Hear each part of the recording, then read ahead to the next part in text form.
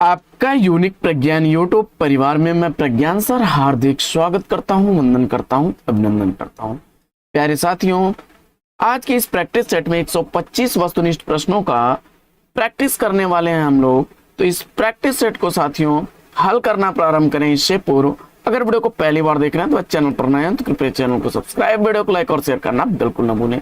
तो बिना समय गंवाए प्रारंभ करते हैं पाठचर्या और देखते हैं आज की इस पाठचर्या का पहला प्रश्न।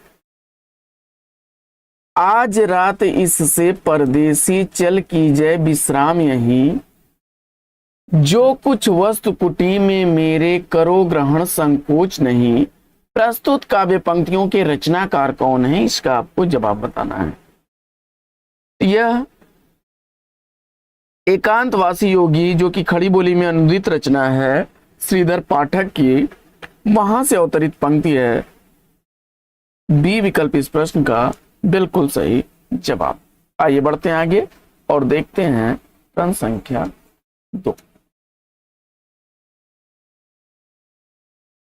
कामायनी महाकाव्य में रहस्य के बाद कौन सा सर्ग आता है, इसका आपको जवाब बताना है। प्रश्न संख्या 2 का सही उत्तर चयनित करिए और इस प्रश्न का राइट आंसर देखिए। कामायनी में कुल 15 सर्ग हैं, जिसमें चिंता, आशा, श्रद्धा, काम, वासना, लज्जा, कर्म, ईर्ष्या, ईड़ा, स्वप्न, संघर्ष, निर्वेद, दर्शन, रहस्य और अंतिम सर्ग इसका आनंद। तो रहस्य सर्ग के बाद आनंद सर्ग आता है। विकल्प सी इस प्रश्न का राइट आंसर है। अगला प्रश्न है कि लोकायतन के रचयिता कौन है। लोकायतन कृति का रचनाकार आपको बताना है। प्रश्न संख्या 3 का सही जवाब बताइए। प्रश्न संख्या 3 का राइट आंसर, इस रचना के लिए इन्हें जो है सोवियत लैंड नेहरू पुरस्कार भी मिला था।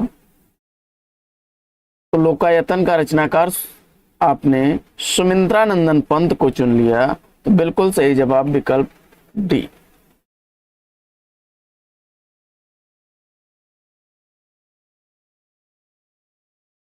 अगला प्रश्न है कि राष्ट्रीय काव्य धारा के किस कवि को एक भारतीय आत्मा कहकर संबोधित किया गया है।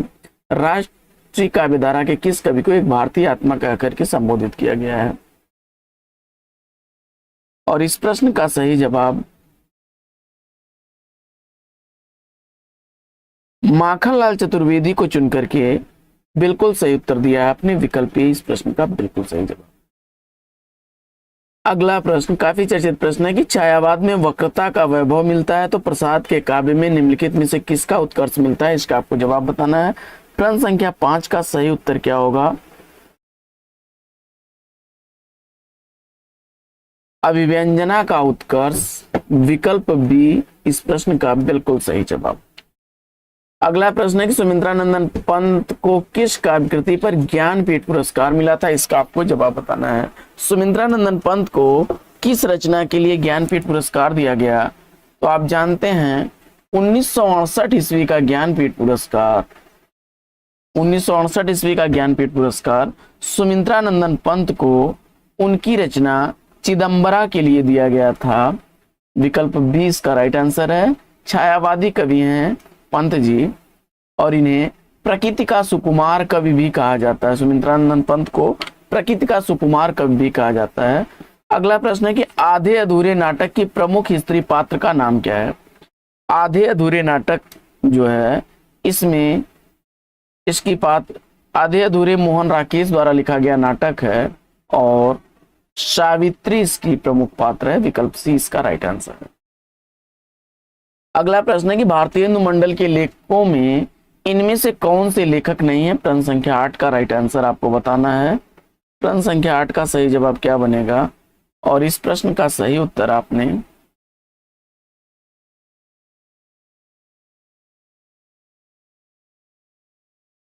पूछा जा रहा है कौन से लेखक नहीं है।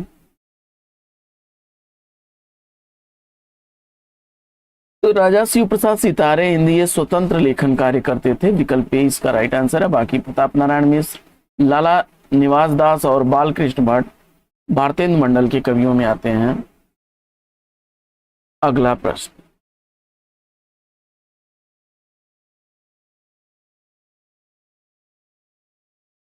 पांचवें पैगंबर नाटक के लेखक कौन है? पांचवें पैगंबर नाटक किसके द्वारा लिखा गया नाटक है? इसका आपको उत्तर बताना है। प्रश्न संख्या 9 का सही जवाब भारतेंदु हरिश्चंद्र को चुना, तो विकल्प डी बिल्कुल सही जवाब है। विद्या सुंदर, पाखंड विडंबन, धनंजय विजय, मुद्रा राक्षस, सत्य हरिश्चंद्र, कर्पूर मंजरी आदि इनके अन्य प्रसिद्ध नाटक हैं। सती चंद्रावली, अमर सिंह राठौर नाटकों के रचनाकार पूछा जा रहा है। सती चंद्रावली, अमर सिंह राठौर दोनों ही नाटक किसके द्वारा लिखे गए हैं? जवाब में आपने राधा चरण गोस्वामी को चुना, तो विकल्प ए इस प्रश्न का बिल्कुल सही जवाब। आगे बढ़ते हैं। अगला प्रश्न है कि निम्नलिखित में से किस एकांकी में संयुक्त परिवार की समस्या को उठाया गया है? प्रश्न संख्या 11 का सही उत्तर फटाफट चयनित करिए।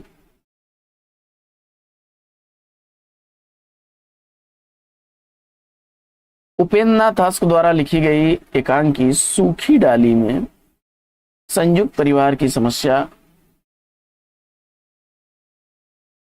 अगला प्रश्न, निम्नलिखित में से कौन सा नाटक जयशंकर प्रसाद द्वारा रचित नहीं है? प्रश्न संख्या 12 का सही जवाब क्या होगा? प्रश्न संख्या 12 का राइट आंसर, निम्नलिखित में से कौन सा नाटक जयशंकर प्रसाद द्वारा रचित नहीं है?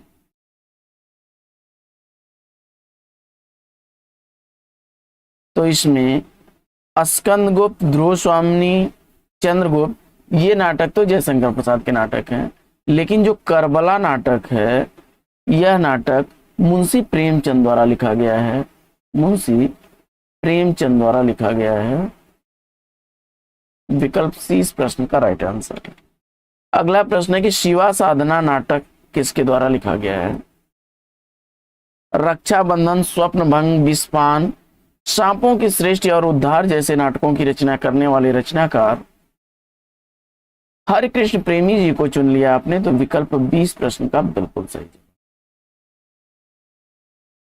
अगला प्रश्न है कि नवीन किस कवि का उपनाम है? प्रश्न संख्या 14 का सही जवाब, नवीन किस कवि का उपनाम है?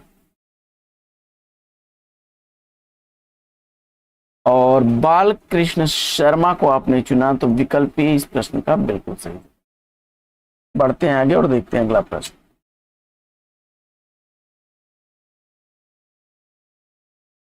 कबीर की वाणी का संग्रह किस नाम से प्रसिद्ध है? प्रश्न संख्या 15 का सही जवाब, तो आप जानते हैं कि साखी, शबद और रामायणी इन तीनों का संयुक्त रूप से संकलन कबीरदास के शिष्य धर्मदास ने बीजक नाम से किया है। विकल्प ए इस प्रश्न का बिल्कुल सही जवाब।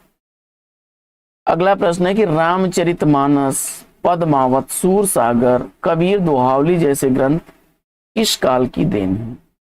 प्रश्न संख्या 16 का राइट आंसर क्या बनेगा? प्रश्न संख्या 16 का सही जवाब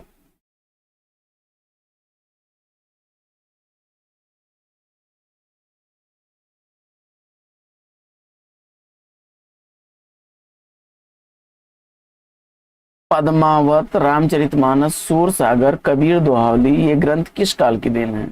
भक्ति काल उत्तर चुना आपने, बिल्कुल सही जवाब विकल्प ए। अगला प्रश्न,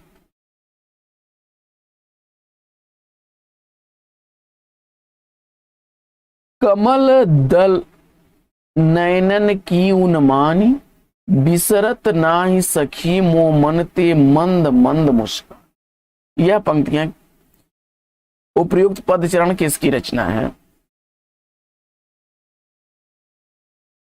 और जवाब में आपने रहीम को चुना, तो विकल्प 20 प्रश्न का बिल्कुल सही जवाब।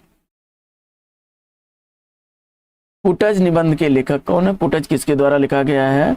1964 ईस्वी का प्रकाशित यह निबंध आचार्य हजारी प्रसाद द्विवेदी जी द्वारा लिखा गया है। विकल्प ए इस प्रश्न का बिल्कुल सही जवाब। अशोक के फूल, कल्पलता, मध्यकालीन धर्म साधना, विचार वितर्क, विचार प्रवाह, आलोक पर्व, साहित्य सहचर जैसे निबंधों की रचना आचार्य हजारी प्रसाद द्विवेदी जी ने की है। आगे बढ़ते हैं और सुलोचना निबंध संकलन किसका है? सुलोचना निबंध संकलन किसका है? परिहास वंचक दिल्ली दरबार दर्पण सुलोचना आदि निबंध संग्रह लिखे गए हैं भारतेंदु हरिश्चंद्र द्वारा। विकल्प 20 प्रश्न का बिल्कुल सही जवाब। अगला प्रश्न है कि भ्रमर गीत का वैशिष्ट क्या है? इसका आपको जवाब बताना है। भ्रमर गीत का वैशिष्ट क्या है? इसका आपको जवाब बताना है। प्रश्न संख्या 20 का सही उत्तर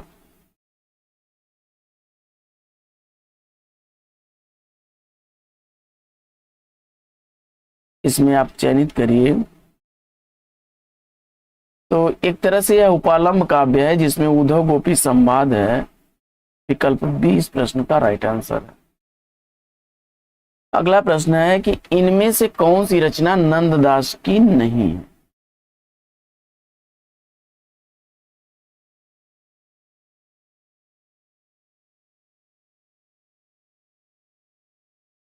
तो दिए गए विकल्पों में आपने विकल्प बी को चुना तो बिल्कुल सही जवाब दान लीला।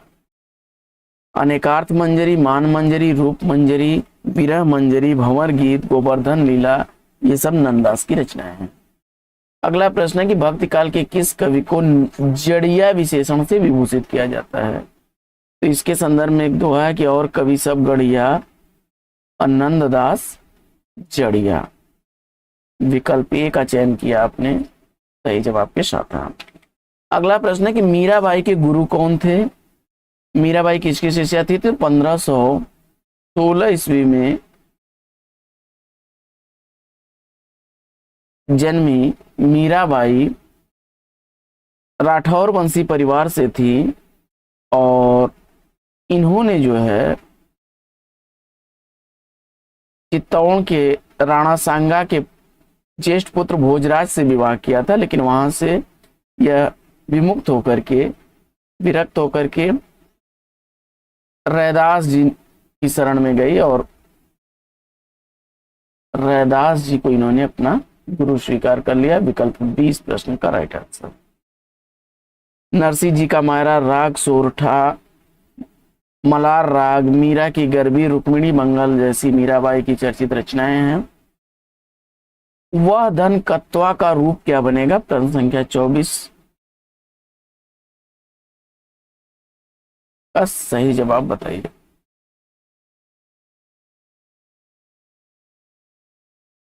प्रश्न संख्या 24 का राइट आंसर क्या बनेगा?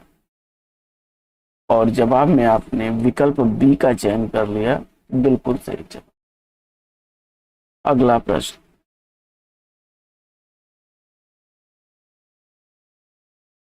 सूरदास को जीवनोत्सव का कवि किसने कहा है? सूरदास को जीवन उत्सव का कवि किसने कहा है?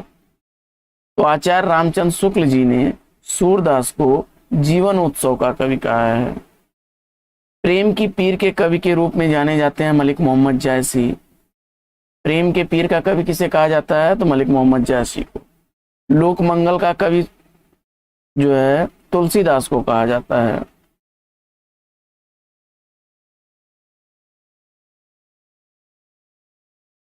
आगे निम्नलिखित में से कौन सी रचना तुलसीदास की नहीं है? प्रश्न संख्या 26 का सही जवाब रामचंद्रिका को चुना आपने, तो बिल्कुल सही जवाब केशव दास की रचना है। केशव दास की रचना है रामचंद्रिका।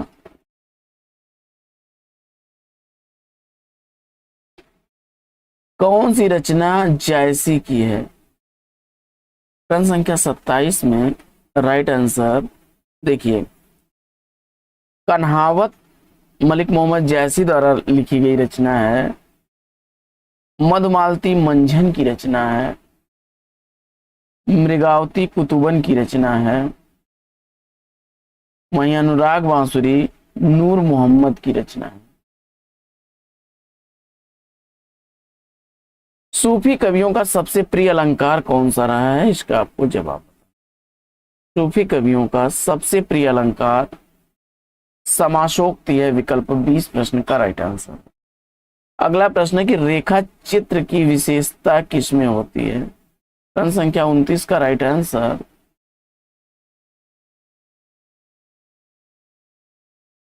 रेखा चित्र की विशेषता किसमें होती है? तो तीव्रता आपने चुन लिया, विकल्प बी तो बिल्कुल सही जवाब। अगला प्रश्न है कि निम्नलिखित में से कौन सा रेखाचित्र महादेवी वर्मा का नहीं है, और इसमें आपने उपेंद्र नाथ के द्वारा लिखा गया रेखाचित्र मंटो मेरा दुश्मन चुन लिया है, तो बिल्कुल सही जवाब, विकल्प डी बिल्कुल सही जवाब। अतीत के चलचित्र, स्मृति की रेखाएं, पथ के साथी, ये सब रचनाएं जो है मेरा परिवार महादेवी वर्मा की हैं। आगे, निम्नलिखित में से एक कवि ने लक्षण ग्रंथ की रचना नहीं की है, इसका आपको जवाब बताना है। और दिए गए विकल्पों में रीति सिद्ध काव्यधारा के प्रमुख कवि बिहारी सतसई के रचनाकार बिहारी को चुन लिया, तो विकल्प सी बिल्कुल सही जवाब। अगला प्रश्न, बिहारी की रचना का नाम इसमें से कौन सा है? तो बिहारी की रचना बिहारी सतसई है, जिसमें लगभग 713 कहीं कहीं 719 भी दिया है, तो ये हैं, विकल्प 20 का राइट आंसर है। अगला प्रश्न है कि जहांगीर जस चंद्रिका के रचनाकार कौन है? जहांगीर जस चंद्रिका का रचनाकार आचार्य केशव दास को चुन करके आपने बिल्कुल सही जवाब दिया। अगला प्रश्न है कि आचार्य भिखारी दास द्वारा लिखा गया काव्य शास्त्रीय ग्रंथ कौन सा है? और इस प्रश्न का सही जवाब आपने सर्वांग निरूपण कवियों में भिखारी दास आते हैं, और इनका काव्य शास्त्रीय ग्रंथ काव्य निर्णय, विकल्प बी सही जवाब है। बढ़ते हैं आगे और देखते हैं अगला प्रश्न, अष्टयाम किसकी रचना है? और जवाब में देव को आपने चुन करके इस प्रश्न का सही उत्तर दिया। अगला प्रश्न है कि यशपाल की आत्मकथा इसमें से कौन सी है? प्रश्न संख्या 36 का सही जवाब सिंहावलोकन को चुना, तो बिल्कुल सही जवाब, विकल्प बी। नींव का निर्माण फिर चर्चित रचना आत्मकथा है हरिवंश राय बच्चन की।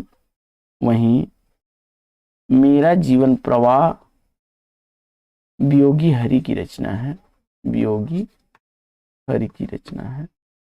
और मेरी जीवन यात्रा राहुल सांकृत्यायन की रचना है।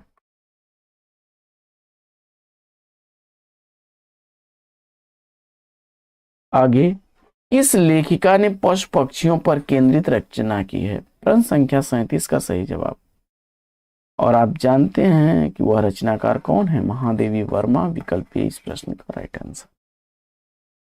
अगला प्रश्न है कि भीतर भीतर सब रस चूसे, हंसी हंस के तन मन धन मुंह से, जाहिर बातन में अति तेज, क्यों सखी सज्जन ना सखी अंग्रेज। यह मुकरी किसकी है?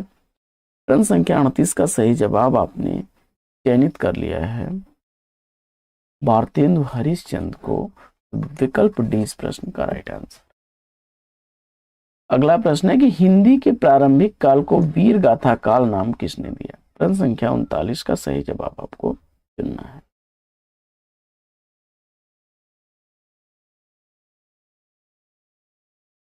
जवाब में आचार्य रामचंद्र शुक्ल चुन करके बिल्कुल सही उत्तर दिया आपने।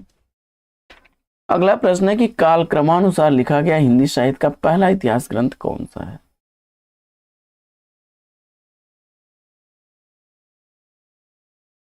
काल क्रमानुसार लिखा गया हिंदी साहित्य का प्रथम इतिहास ग्रंथ आपको चुनना है। और इस प्रश्न का राइट आंसर क्या बनेगा? तो देखिए, फ्रेंच भाषा में लिखा गया पहला इतिहास ग्रंथ इस्तवार द ला लिटरेचर इन द हिंदुस्तानी है, जो पहली बार 1839 ईस्वी में, बाद में 1847 ईस्वी में दूसरा प्रकाशन होता है। शिव सिंह सेंगर ने शिव सिंह सरोज की रचना की। वहीं जॉर्ज ग्रियर्सन महोदय ने the modern vernacular literature of Hindustan की रचना की। और रानी केतकी की कहानी, यह इतिहास ग्रंथ तो है ही नहीं, है इंसा अल्लाह खां द्वारा लिखी गई कहानी है। तो इसमें राइट आंसर आपने अगर चयनित कर लिया है इस्तवार्द ला लिटरेचर हिंदुस्तानी को, तो विकल्प 20 प्रश्न का राइट आंसर है। अगला प्रश्न,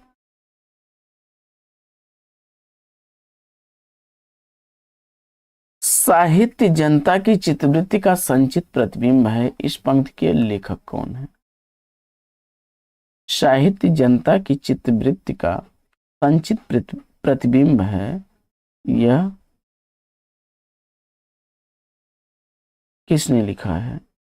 और जवाब में आपने सेलेक्ट कर लिया आचार्य रामचंद्र शुक्ल को, बिल्कुल सही जवाब विकल्प सी। अगला प्रश्न,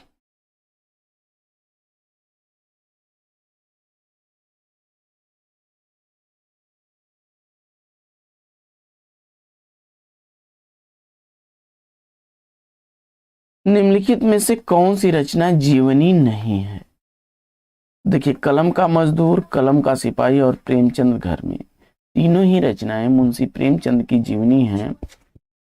कलम का मजदूर मदन गोपाल ने लिखा, कलम का सिपाही अमृत राय ने, प्रेमचंद घर में यह उनकी पत्नी शिवरानी देवी द्वारा लिखा गया है, जबकि मेरी पत्नी और भेड़िया यह आत्मकथा विधा की रचना है, आत्मकथा विधा की रचना है, जिसके लेखक डॉक्टर धर्मवीर हैं।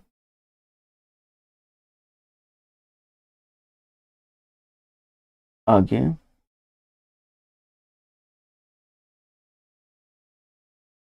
रामविलास शर्मा किस विचारधारा के आलोचक हैं?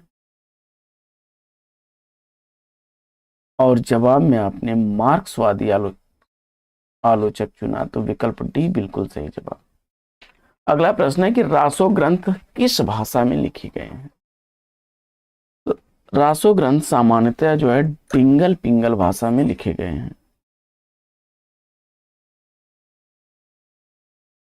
अपभ्रंश भाषा के साथ राजस्थानी भाषा डिंगल भाषा कहलाती है।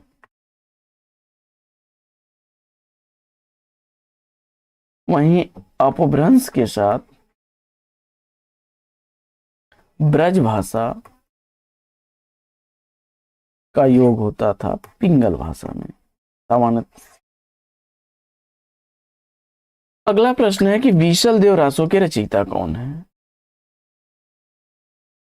बीसल देव रासो नरपति नाल की रचना है, विकल्प डी बिल्कुल सही जवाब। अगला प्रश्न है कि अपभ्रंश का भवभूति किसे कहा जाता है? अपभ्रंश की भवभूति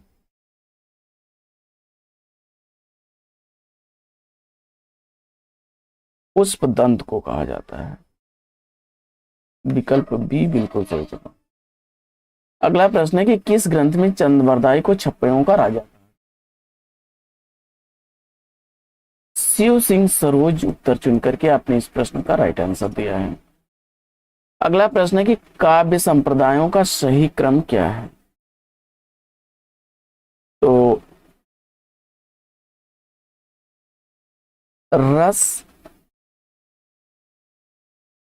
रस के बाद अलंकार, अलंकार के बाद रीत के बाद वक्रोक्ति, वक्रोक्ति के बाद ध्वनि, ध्वनि के बाद औचित्य। रस के आचार्य रस आचार्य भरत मुनि हैं, अलंकार के भामा, रीत के वामन, वक्रोक्त के कुंतक, ध्वनि के आनंद वर्धन और औचित्य के आचार्य क्षेमेंद्र हैं। आगे, नाट्य शास्त्र के प्रणेता कौन है? प्रश्न संख्या 49 का राइट आंसर, नाट्य शास्त्र का प्रणेता आचार्य आपने भरत मुनि को चुना, विकल्प 20 प्रश्न का बिल्कुल सही जवाब। अगला प्रश्न है कि भय भी शक्ति देता है किसका काव्य संग्रह? प्रश्न संख्या 50 का राइट आंसर, लीलाधर जगुड़ी को आपने चुना, बिल्कुल सही जवाब, विकल्प डी। अगला प्रश्न है कि मगध कविता संग्रह के रचयिता कौन है? प्रश्न संख्या 51 का सही जवाब आपने अगर चयनित कर लिया है,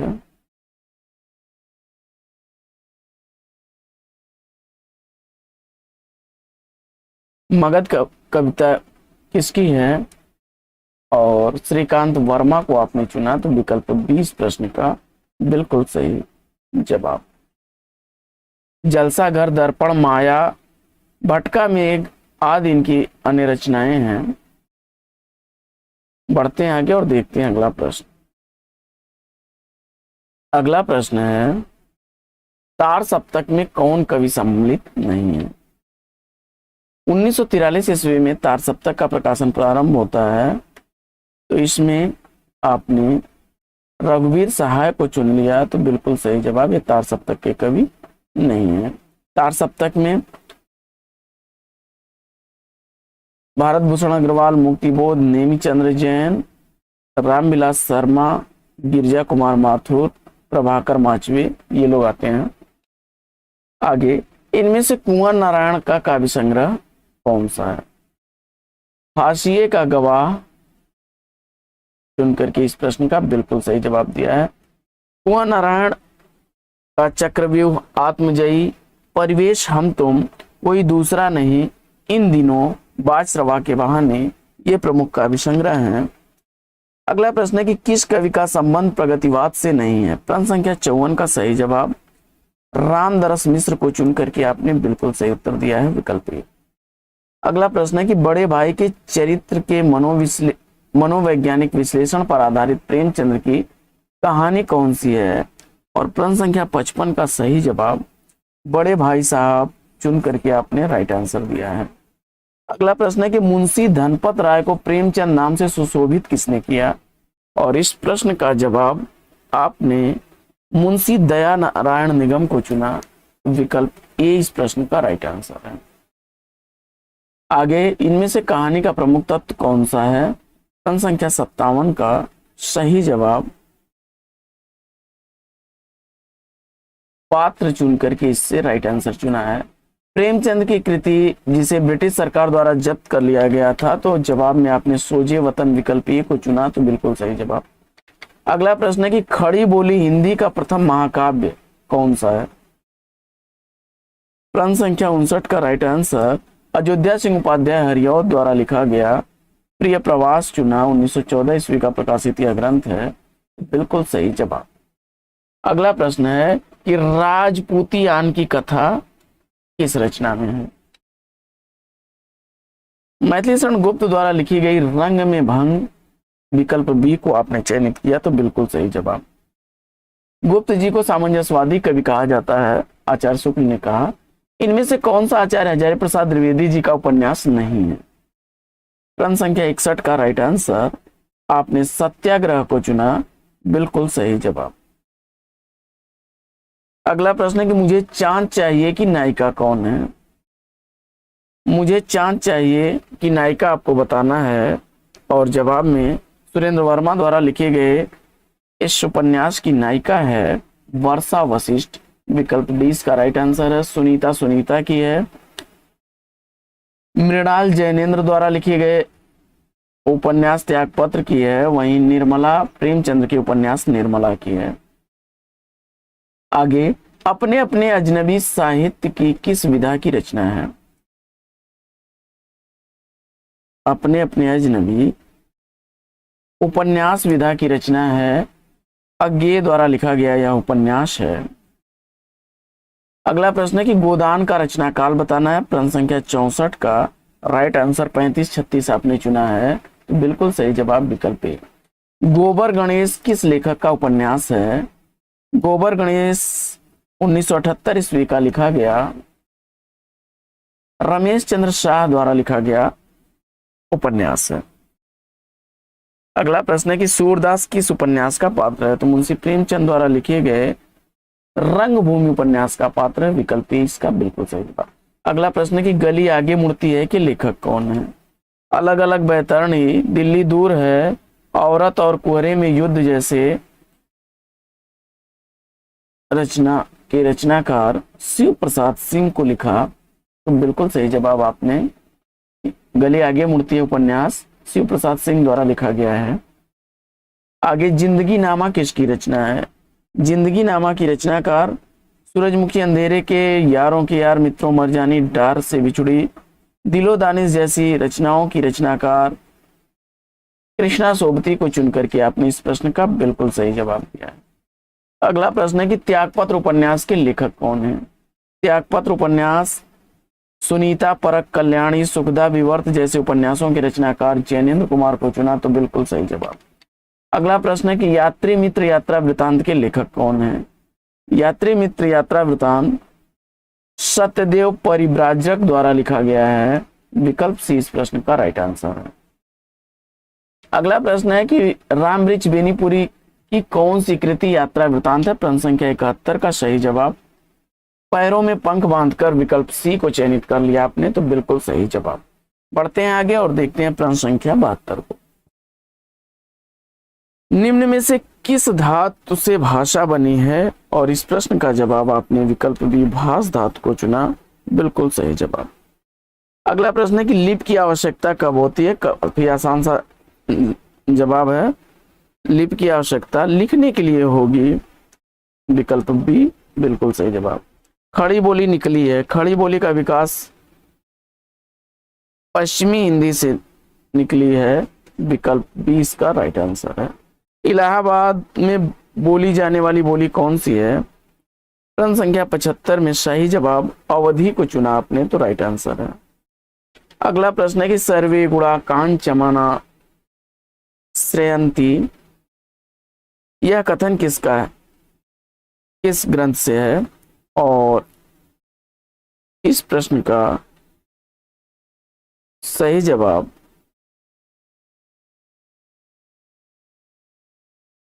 नीति शतकम को चुना, तो विकल्प सी बिल्कुल सही जवाब।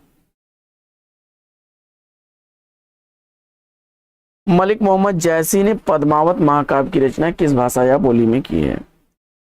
अवधि चुनकर के इस प्रश्न का राइट आंसर चुना है आपने। अगला प्रश्न है कि हिंदी भाषा में निम्नलिखित में से कौन सा शब्द जापानी भाषा से लिया गया है? प्रश्न संख्या 78 का राइट आंसर आपने रिक्शा को चुन लिया, तो विकल्प बी बिल्कुल सही जवाब। अगला प्रश्न है कि निम्नलिखित में से कौन सी बोली राजस्थानी के अंतर्गत नहीं आती है? इस प्रश्न का राइट आंसर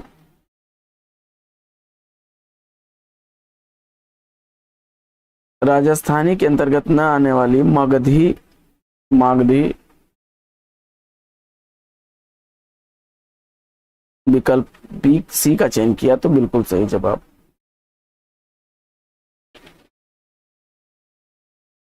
अगला, निम्न में से दीर्घ स्वर कौन सा है?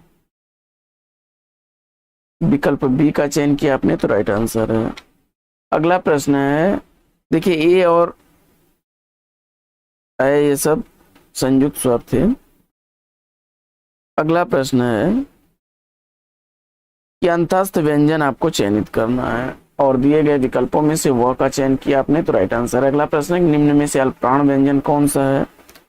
और इस प्रश्न का जवाब आपने विकल्प बी का चयन किया, तो राइट आंसर है। अगला प्रश्न है कि ओझरी की झोरी कांधे आंतन की सेली बांधे, मुंड को कमंडल खपर कियो कोरी के, या पंक्तियों में किस रस, कौन सा रस है पूछा जा रहा है? तो यहां पर विभत्स रस चुन करके आपने बिल्कुल सही जवाब दिया है, विकल्प ए। अगला प्रश्न है कि आवेश तथा उग्रता किस रस का संचारी भाव होते हैं? आवेश तथा उग्रता किस रस के संचारी भाव होते हैं? प्रश्न संख्या 84 का राइट आंसर रौद्र रस चुना, बिल्कुल सही जवाब, विकल्प बी। भक्ति रस का स्थायी भाव, तो भक्ति रस का भगवत प्रेम, विकल्प डी इसका राइट आंसर है। अगला प्रश्न है कि हरिपद कोमल से जो सबको सुख देत, यह पंक्तियां किस अलंकार का उदाहरण है? तो यहां हरि के चरणों की तुलना कमल से की गई है, उपमा आपने चुना, तो विकल्प ए बिल्कुल सही जवाब। अगला प्रश्न है कि मुदित महीपति मंदिर आए, सेवक सचिव सुमंत बुलाए, उपयुक्त पंक्तियों में कौन सा अलंकार है? प्रश्न संख्या 87 का राइट आंसर अनुप्रास चुन करके आपने बिल्कुल सही जवाब दिया। अगला प्रश्न है कि मैया मैं तो चंद्र खिलौना लई हूं, कौन सा अलंकार है? अब उन्होंने चंद्र को खिलौना मान लिया है, रूपक, विकल्प डी इसका राइट आंसर है। अगला प्रश्न है कि राम नाम की लूट है, लूट सके तो लूट, इन पंक्ति के दोनों चरणों में कुल मिलाकर के कितनी मात्राएं हैं?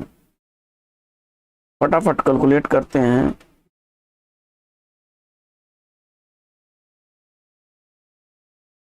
तो 2 1 3 2 5 1 6 2 8 2 10 1 11 12 13, पहले में 13 हो गई, फिर 2 1 1 2 2 2 1 3 2 5 2 7 1 8 2 10 1 11 13 11 13 और 11 कैलकुलेट कर दीजिए, 24 विकल्प ए इसका राइट आंसर है। अगला प्रश्न है कि किस छंद के प्रथम 2 चरण दोहा छंद के और शेष 4 चरण रोला छंद के होते हैं? कुंडलियां उत्तर चुन करके आपने इस प्रश्न का राइट आंसर दिया है। अगला प्रश्न है कि मतगयंद, सुमुखी, सुंदरी आदि किसके वेद हैं?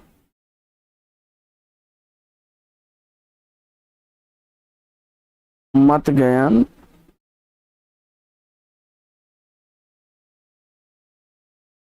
सुमुखी, सुंदरी आदि किसके वेद हैं? और इस प्रश्न का जवाब सवैया छंद को चुना आपने, तो राइट आंसर है विकल्प डी। अगला प्रश्न है कि संहार का संधि विच्छेद, संहार व्यंजन संधि का उदाहरण है समधनहार, संहार, विकल्प डी इसका राइट आंसर है। निधन, कपट, निष्कपट किस संधि का उदाहरण है? जवाब में विसर्ग संधि आपने चुना, बिल्कुल सही जवाब। अगला प्रश्न है कि संधि विच्छेद में यदि किसी वर्ग के प्रथम वर्ण से परे कोई अनुनासिक वर्ण हो तो संधि करते समय प्रथम वर्ण के स्थान पर उसी वर्ग का कौन सा वर्ण आता है? तो उसमें आपने जो है पंचम अक्षर सेलेक्ट कर लिया है, तो बिल्कुल सही जवाब।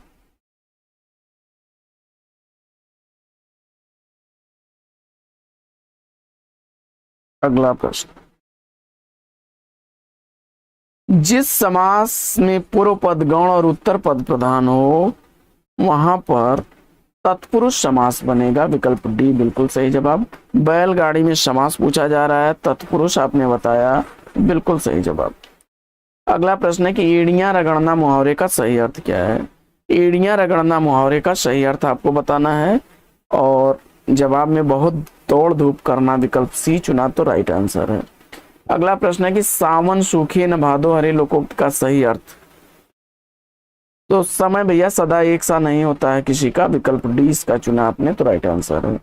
अगला प्रश्न है कि एक हाथ से ताली नहीं बजती, यानी किसी भी झगड़े के लिए क्या होता है? दोनों पक्ष जिम्मेदार होते हैं, झगड़े के लिए दोनों पक्ष जिम्मेदार होते हैं,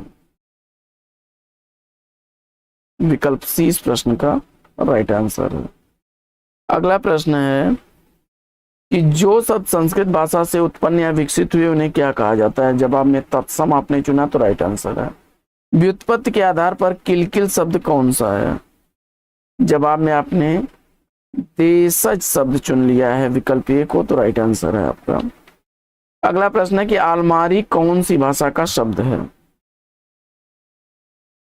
आलमारी किस भाषा का शब्द है? प्रश्न संख्या 102 का राइट आंसर आपने क्या चुना? पुर्तगाली शब्द, तो बिल्कुल सही जवाब। हिंदी में कारकों की संख्या कितनी है? तो हिंदी में कारकों की संख्या 8 होती है, विकल्प ए इसका राइट आंसर है। कर्ता, कर्म, करण, संप्रदान, अपादान, संबंध, अधिकरण, संबोधन। सीता ने कहा था, यह वाक्य किस काल में है? और पूर्ण भूतकाल आपने चुना, तो बिल्कुल सही जवाब, विकल्प बी। राम ने रावण को बाण से मारा, इस वाक्य में स्थूलांकित कारक क्रमशः कौन सा होगा? तो राम ने में कर्ता कारक है, राम ने में कर्ता कारक है, रावण को कर्म कारक है, और बाण से मारा करण कारक है, तो विकल्प डी इस प्रश्न का राइट आंसर हो जाएगा। अगला प्रश्न है कि निम्नलिखित में से कौन सा शब्द बिल्ली का पुल्लिंग बनेगा। बिल्ली का पुल्लिंग आपको बताना है। बिलाव आपने चुना तो राइट आंसर है आपका। विद्वान का स्त्रीलिंग, विद्वान का स्त्रीलिंग विदुषी आपने चुना तो सी विकल्प बिल्कुल सही जवाब। बाह का सामान्य बहुवचन क्या होगा, और जवाब में आपने बाहें चुन लिया, बिल्कुल सही जवाब विकल्प बी। अगला प्रश्न है कि समिति शब्द का बहुवचन क्या बनेगा। समितियां, विकल्प बी चयनित किया तो राइट आंसर है। अगला प्रश्न है कि जिसका जन्म पहले हुआ उसके लिए एक शब्द क्या बनेगा। प्रश्न संख्या 110 का राइट आंसर आपने चयनित कर लिया है अग्रज, विकल्प सी को तो सही जवाब के साथ हैं आप। अगला प्रश्न है कि किस शब्द में उपसर्ग का प्रयोग हुआ है। प्रश्न संख्या 111 का सही जवाब उपकार को चुना तो बिल्कुल सही जवाब। अगला प्रश्न है कि निर्मल का विलोम शब्द दिए गए विकल्पों में से कौन सा है।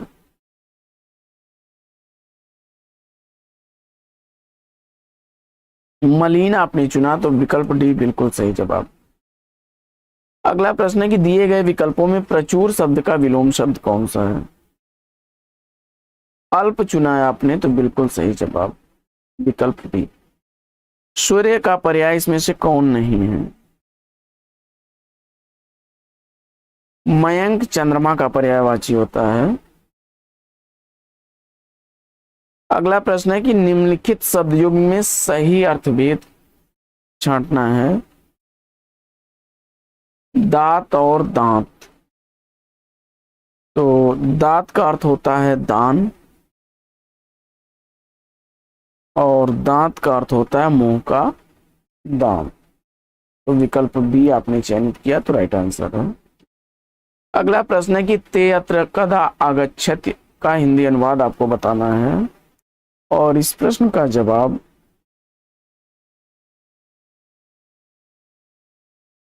वे यहां कब आते हैं, विकल्प डी का चयन किया तो राइट आंसर है। अगला प्रश्न है कि सब देख रहे हैं संस्कृत अनुवाद क्या होगा। सर्वे पश्यन्ति, सर्वे पश्यन्ति आपने चुना तो बिल्कुल सही जवाब। अगला प्रश्न है कि नाटक उत्तर रामचरितम ग्रंथ किसके द्वारा लिखा गया है। 7 अंकों वाला यह नाटक भवभूति का नाटक है, विकल्प सी बिल्कुल सही जवाब। जलाम जशो अंतरे सूत्र किसका उदाहरण है।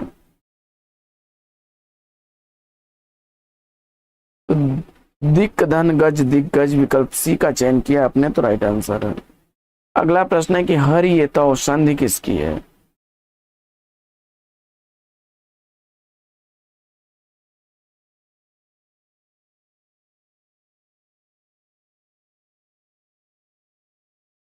जवाब में आपने विकल्प सी का चयन किया तो राइट आंसर है। अगला प्रश्न है कि राजन शब्द का षष्ठी बहुवचन क्या बनेगा। जवाब में आपने राज्ञाम, विकल्प बी चुना तो राइट आंसर है। महर्षि शब्द में संधि बताना है, तो महाधन ऋषि महर्षि बनेगा। आद गुण किसका है, गुण संधि का। अगला प्रश्न, प्रश्न संख्या 123 है कि अपूर्व को अपि कोशो अयम विद्यते तव भारती, यहां पर भारत इस पद क्या है।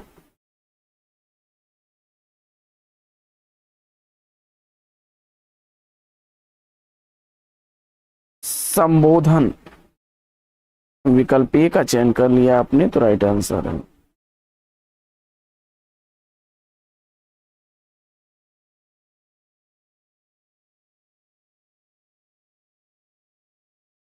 तो बढ़ते हैं आगे और देखते हैं अगला प्रश्न। अगला प्रश्न है कि रिक्त स्थान की पूर्ति करनी है आपको।